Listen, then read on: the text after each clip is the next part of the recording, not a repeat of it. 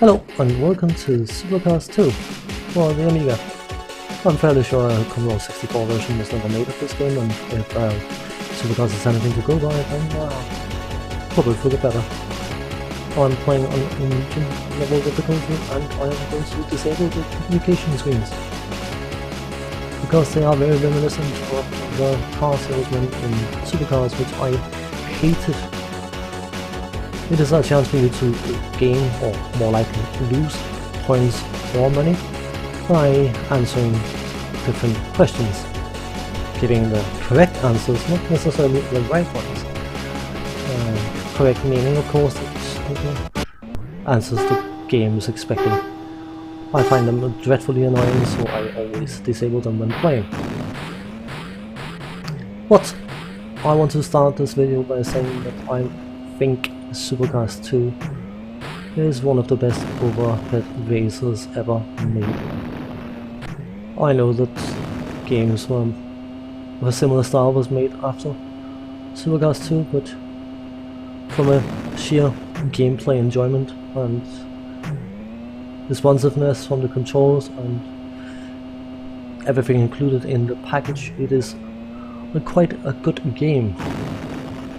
The graphics wise, it's decent. It was very good for the time, but personally I have never been bothered too much by graphics. For me it's always been the sound, and while you could argue that the car could sound a bit more aggressive, I think the overall sound design in this game is quite good. The main difference between Supercars and this game is the fact that you can play two players at the same time. If you play a two-player game, it is a split screen down the middle, side by side, and the other player, player 2, will have a green car, whereas player 1 will retain the red one. If you are playing two-player, it's probably a good idea to set some ground rules before you start playing, because if you play with all or no rules apply, then you can come on rather unfriendly terms with your friends and family. Repairs. These prices are completely and utterly random, and so are these prices, which is why I would rather say which is what makes for a sub-game in the game. There's a touch of investment going on in this shop. I bought 3 ranks of armor and 3 ranks of rams, which is the highest you can reach. And armor reduces the amount of damage you take from weapons, and sometimes, not guaranteed, prevent you from exploding when hit by weapons. It's quite beneficial. There's nothing much more annoying than being miles ahead of everyone else and trying to lap someone who's completely relevant for the race itself, and then you get blown up. And then you get blown up again.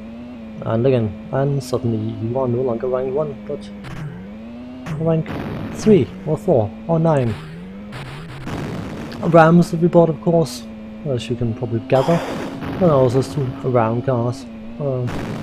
It can be a bit touch and go on how much you need to ram a car to cause it to blow up, but it is definitely a possibility. For the weapon systems, you have front and rear missiles, and they are doing exactly what you expect them to do, getting fired out from the front and the rear.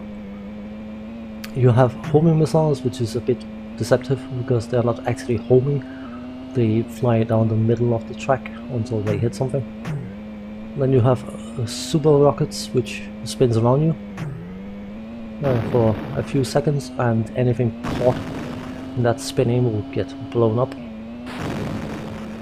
Then you have mines, which is what the computer is using on this track, and they are what you expect mines to be.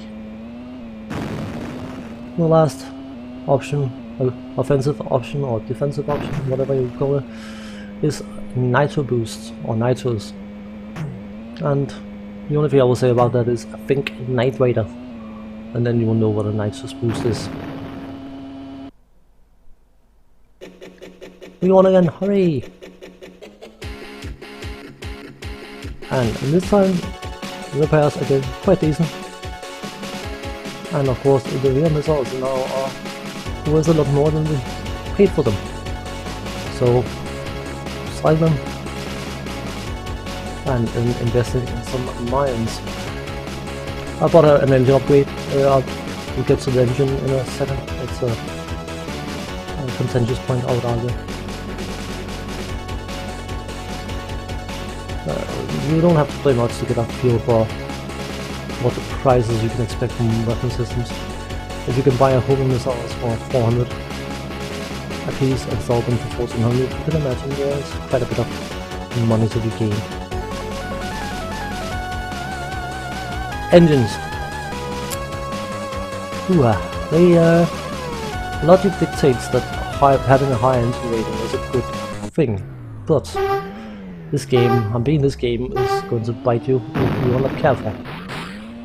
When you have multiple jumps in a row, and there are specifically 2 tracks I remember, one on medium and one on hard, might be another one on hard, not sure. But those tracks have more than 2 jumps in a row. One of them 3, the other one 5, and if you have an engine rating of higher than 1, you will have to slow down the car in one way or another while going through those jumps, or you will overshoot the jump in sequence.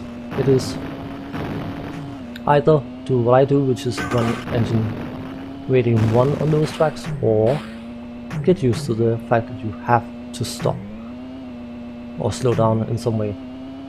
You will overshoot.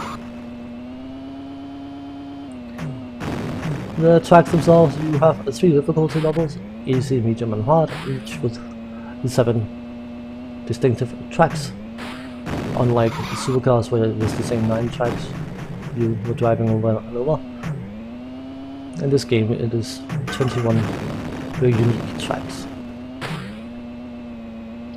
Hard level obviously is the hardest, and the last few tracks on the hard level are absolutely bonkers.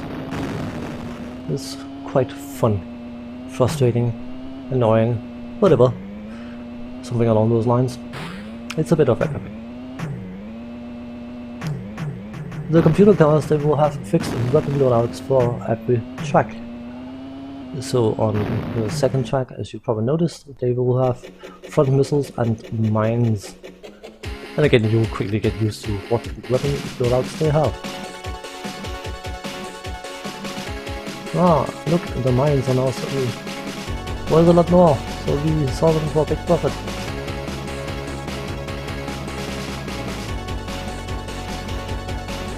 Nitrous boosts even, and the main advantage you have of those is that you can jump over rail lines and trains. It requires a bit of timing. That is the main use of it. And spoiler, the last track on medium has a train line, so I always end up equipping a nitros on that stage, track thing. So, the computer being a nuisance.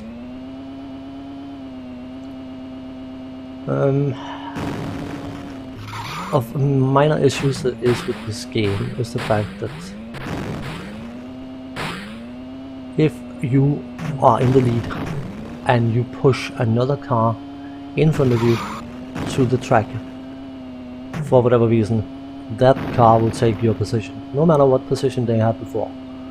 I don't know whether it's just to make it more annoying or it's a bug, but you'll see it on this track actually. I will accidentally push a car ahead of me, and suddenly despite the fact that I was rank 1 at the time. Because the rank 1 car blows up just after I've passed it. That will be evident shortly. But another car got pushed in front of me, and suddenly I'm no longer rank 1 or position 1, I think it's called.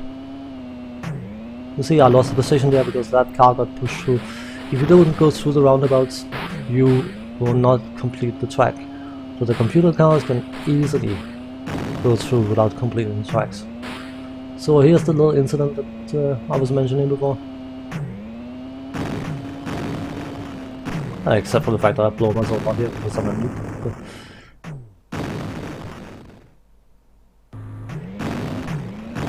The armor protecting me. Hooray, hooray!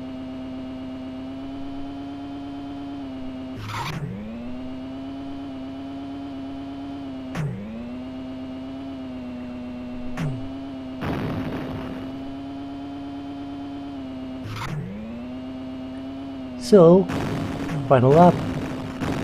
There's the position 1 car, now it is position 2.